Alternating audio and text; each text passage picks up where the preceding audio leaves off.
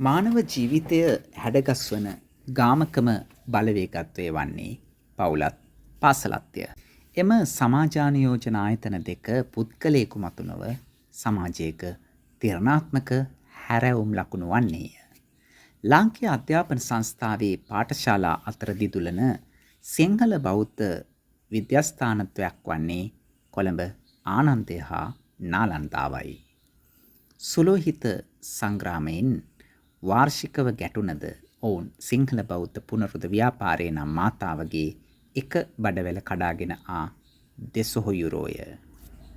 මේ අනඳ නලඳ සෝරන්ගේ උපන්දිනයද වර්ෂවලින් විසම වුවද දිනවලින් සමවෙයි. ඉල් මහා හෙවත් නොවැම්බර් 1 වනදා මේ දෙවිදුහලේම ඓතිහාසික ජන්මදිනයයි. ක්‍රිස්තු වර්ෂ 2025ට ආනන්ද විදුහලට වසර 134ක් සම්පූර්ණ වෙයි. නාලන්දාවේ සියවසය දෙන්නේද ක්‍රිස්තු වර්ෂ 2025ටය.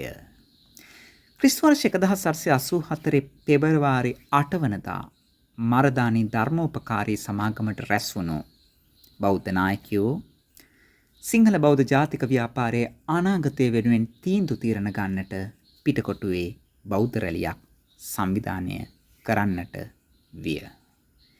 අවසානයේදී ඒ රැලිය පැවැත්වින. ඒ රැලියේදීගත් සුවිශේෂ තීරණයක් වූයේ සිංහල බෞද්ධයන්ට වෙන් වූ පාසලක් ආරම්භ කළ යුතු බවයි. ඒ අනුව ක්‍රිස්තු වර්ෂ 1886 නොවැම්බර් 1 වනදා කොළඹ පිටකොටුවේ මැලිබන් වීදියේ බෞද්ධ ඉංග්‍රීසි පාඨශාලාව ආරම්භ විය.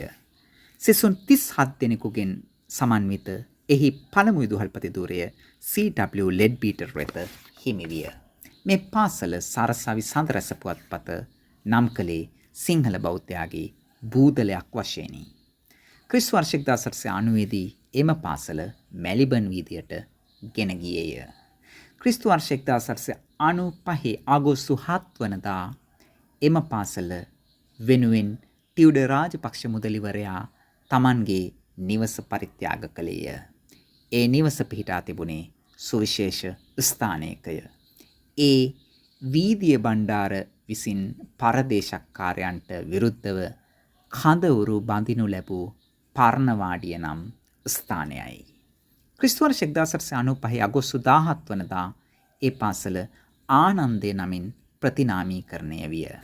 මේ ආනන්දය බිහිවන්නට මහා යතිවරු දෙදෙනෙකු පෙරමුණු ගත්සේක. ඒ හිකඩුවේ ශ්‍රී සුමංගල මහානාහිමිපාණන් වහන්සේත් වාදීප සිංහ මොහොට්ටිවත්තේ ගුණානන්ද මාහිමිපාණන් වහන්සේත්ය.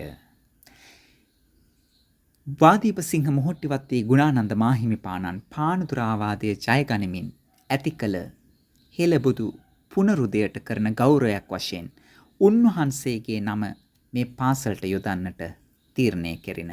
එහෙත් උන්වහන්සේ ඊට විරුද්ධ වී එයට තමාගේ නම නොව තමාගේ නමේද කොටසක් ඇතුළත් ධර්ම භාණ්ඩාගාරික ආනන්ද මහරහතන් වහන්සේගේ නම යොදනමෙන් ඉල්ලා සිටසේක. ඒ අනුව ආනන්දය පිහිවිය.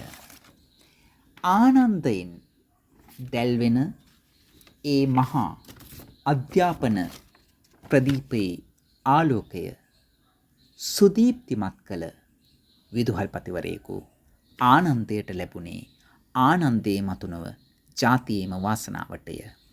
ඒ පීදේස් කුලරත්නයන්ය. ආනන්දයේ සිසුන්ට ජාතිවාත්සල්‍ය, දේශවාත්සල්‍ය, භාෂාවාත්සල්‍ය ඉගැන්වූ එතුමා ආනන්දයට මිනි පහනක් විය. එතුමා ක්‍රිස්තු වර්ෂ 1923දී ආනන්දයේ සිසුන් පිරිසක් කැම්බල් පිටියේ ස්ථාපිත වෙනත් ස්ථානයකට ගෙන ගොස් එහි තවත් පාසලක් ආරම්භ කළේය. එම පාසලේ විදුහල්පති ධුරය ලබා දුන්නේ තවත් සිංහල බෞද්ධ ජාතිකවාදියෙකු වූ L.H. මෙත්තානන්දයන්ටය. 1924 නොවැම්බර් 1 වනදා එම පාසල ලියාපදිංචි කළ අතර එහි ධර්මාචාර්යවරයා ලෙස ආනන්දයේ සිට පැමිණි බලංගොඩ ආනන්ද මෛත්‍රේය නාහිමිපාණන් වහන්සේ ඉන්දියාවේ නාලන්දා විශ්වවිද්‍යාලයේ සිහිපත් කරමින් එම පාසලට නාලන්දා නාමය ලබා දුන් සේක. ආනන්ද විදුහලේ ආනන්ද විද්‍යාල ගීතය සහ ආනන්ද ගීතය ලෙස නිල ගීත දෙකකි. තවද ලංකාවේ පාසලකට වැඩිම ගීත සමුදායක් ඇත්තේ නම් ඒ ආනන්ද විද්‍යාලයටයි. ආනන්ද ගීතයේ එන සම්මා සම්බුදු සුගත තථාගත සම්බුදු පිළිමය අභියසදී කෙලෙසුන් දුරු වී අත්යුග හිසදී ලෙස කියවෙන්නේ අපූර්ව කතාවෙකි.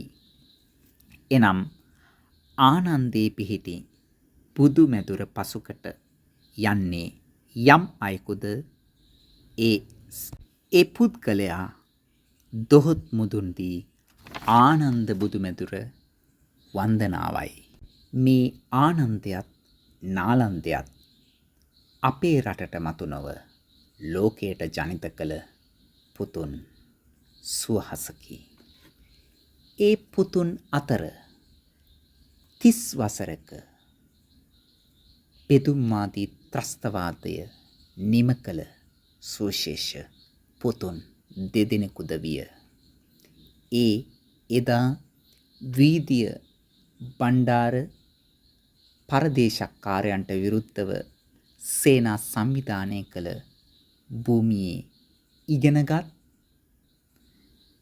ත්‍රස්තවාදයට එරෙහි මෙහෙයුමේදී ආරක්ෂක ලේකම් ධූරයේ හෙබැවූ පසුව මෙරට ජනාධිපතිවරයා වූ සිංහල බෞද්ධ සාරධර්ම ප්‍රකාරව ජනාධිපති ධුරයද උපේක්ෂාවෙන් අතහැර ගිය ගෝඨාභය රාජපක්ෂ සහ එම භයානක ත්‍රස්තවාදී සටන සහ මුලින්ම පරාජය කළ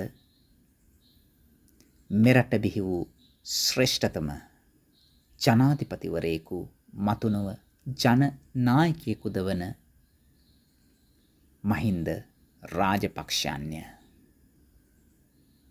නාලන්දය ගෝඨාභයට සෙවණ දෙද්දී ආනන්දය ගෝඨාභයට සෙවණ දෙද්දී නාලන්දය මහින්දයන්ට සෙවණ දුන්නේය. ඉදින් මෙරට පාසල් අඹරෙහි සුදිලෙන අනඳ නලඳ තාරකාත්වය අන් පාසල් තාරකාවලට වඩා වෙනස් කිරණාවලියක් පාඨශාලීය විද්‍යාර්ථීන්ගේ භූමියට විහිදාලයි. ඒ කිරණාවලිය වන්නේ සිංහල බෞද්ධ ජාතිකත්වයේ කිරණාවලියයි. තවත් සියවස් කලක් ඒ කිරණ මේ තියත පතුරුවාලන්නට ආනන්ද මාතාවටත් නාලන්දා මාතාවටත් අපි සුභාශිංසන එක් කරමු.